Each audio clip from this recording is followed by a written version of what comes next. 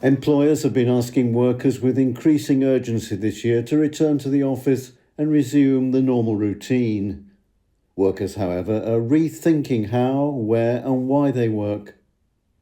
It's not just about new hybrid arrangements, although 83%, based on a study, prefer hybrid work where employees go into the office part of the week as a kind of compromise. But it's also about agreeing new work partnerships that go beyond enhanced compensation and benefits and more about flexibility and better work-life balance. The evolving workplace is reshaping businesses that serve office workers. Globally, office real estate is moving towards shorter leases and flexible working setups. That's according to a JP Morgan Chase report in September. In cities like London and New York, companies are downsizing, but also moving up. Demand for prime real estate has grown, while older buildings are likely to suffer. The landscape for other businesses that served office workers has changed too. In New York, while more new businesses have opened up over the past year than were lost during the pandemic, their geographical distribution has changed. Manhattan, where the bulk of offices are, lost businesses, while boroughs like Queens and Brooklyn, where a lot of people live, gained them. First, we are likely to have a very different business context in 2023, with sub-trend growth, and workers may actually have less power than they are accustomed to. In a booming economy where you have labor shortages, workers had more say. Even a mild recession might take away some of that power. We could also actually see more people going back to the office with less resistance to the requirement to be back in the office at least 3 or even 4 times a week. Productivity and working hard are also two very different things. A recent survey suggested 85% of leaders did not have confidence that employees were being productive in hybrid workplaces, even though there were more meetings and virtual interactions. Many are not so trained in new digital tools and not getting value for the investment in expensive technologies flooding the office.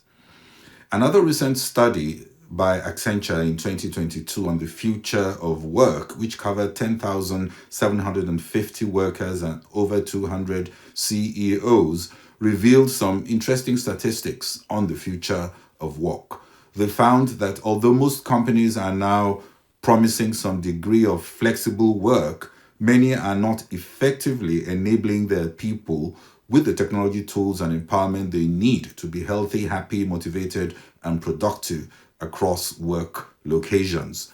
The main questions successful business leaders will be asking themselves in 2023, according to the experts, is whether work being done in and out of the office is evolving in ways that support people, noting that employees in most cases are also becoming your customers increasingly. So it is very critical to understand what matters to them. Let's look at some more statistics. 52% from the survey said purpose is more of a talent branding tool than a real catalyst for change. But purpose of the organization can be used to energize productivity, embedding it in many interactions during recruiting and career development.